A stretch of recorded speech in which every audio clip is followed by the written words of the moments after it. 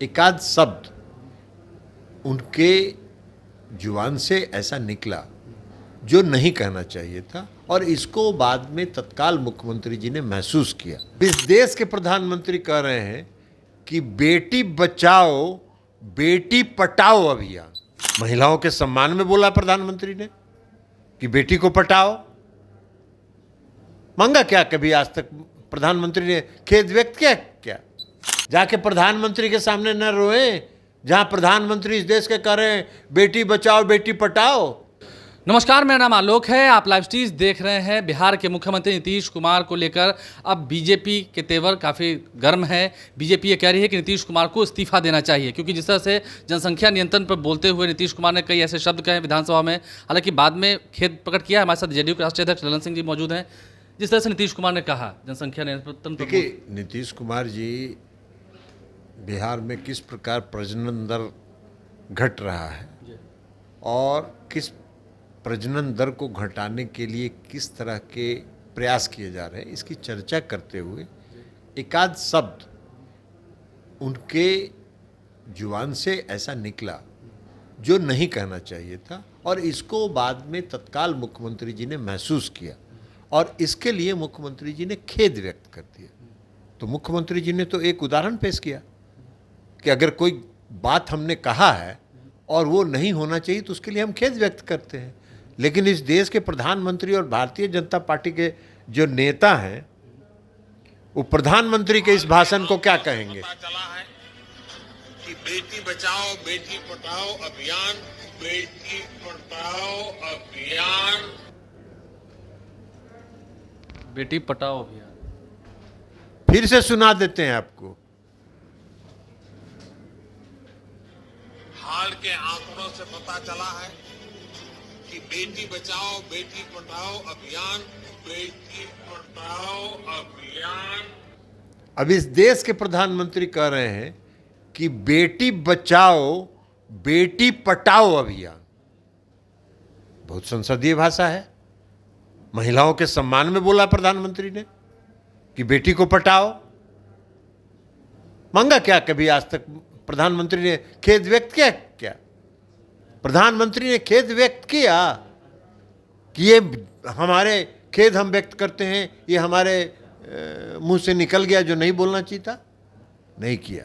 ये भारतीय जनता पार्टी के लोगों को पहले जाके प्रधानमंत्री से मांगना चाहिए इस्तीफा। दूसरा भी सुना देते हैं आपको। एगो है, बता दीजिए इस देश में कभी किसी ने 50 करोड़ की गर्लफ्रेंड देखी है? गर्लफ्रेंड किसको कहते हैं? महिलाओं को ना। महिलाओं के बारे में बहुत अच्छा बात कहा है उन्होंने। 50 करोड़ का गर्लफ्रेंड देखा है। बहुत महिलाओं का सम्मान बढ़ाया प्रधानमंत्री ने, इस देश के प्रधानमंत्री ने। अब तीसरा भी सुना देते हैं।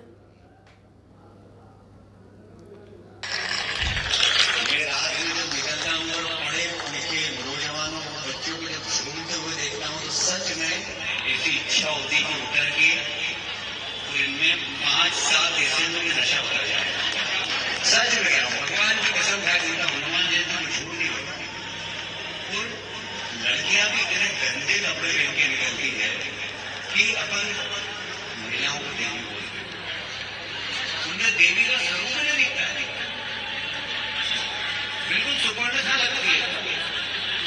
सच में अच्छे सुंदर भगवान ने शरीर दिया है, जरा अच्छे कपड़े पहनो यार।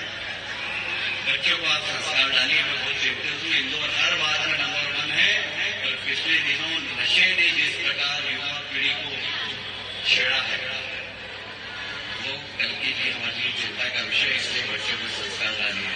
आप सब ये भाजपा के बड़े नेता हैं, आरएसएस के नेता हैं, विजय वर्गीय साहब। तो भारतीय जनता पार्टी के नेताओं का महिलाओं के प्रति ये सम्मान है।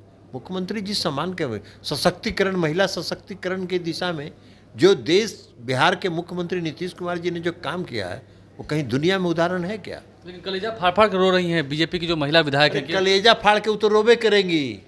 जाके प्रधानमंत्री के सामने न रोए जहां प्रधानमंत्री इस देश के कह रहे हैं बेटी बचाओ बेटी पटाओ, तो उनको ना जाके रोइए उनके सामने। कौन सा प्रधानमंत्री ने खेद व्यक्त किया आज तक खेद व्यक्त नहीं किया है। अगर हाँ खेद व्यक्त करेंगे, अगर लोक लाज रहेगा तब ना, तो लोक लाज तो है नहीं। मुख्यमंत्री जी को लोक लाज है, उनको लगा कि नहीं ये सब नहीं बोलना चाहिए था, तो इसलिए उन्होंने बोला। और ये सुनियोजित षड्यंत्र था, और आज भी ये सुनियोजित षड्यंत्र है। जाति आधारित गणना के बाद मुख्यमंत्री जी ने बिहार में जो ऐतिहासिक निर्णय लिया है, उस निर्णय को दबाने का और इस तरह की ओछी बातों को उठाने का, ऊपर करने का, ये एक सोची सच्ची समझी रणनीति है जो उनका सफल नहीं आज जो होगा। आरक्षण बिल पेश होने वाला, आपको लगता है कि उससे पहले ही ये जानबूझ के माहौल create जानबूझ के एक विवाद पैदा करना और उस बात को समाप्त करना। लेकिन मुख्यमंत्री जी का नारा है न्याय के साथ विकास। विकास तो उन्होंने बिहार में करके दिखा दिया, और समाज के हर तबके के साथ वो न्याय भी कर रहे हैं, और उसी का परिणाम ये है।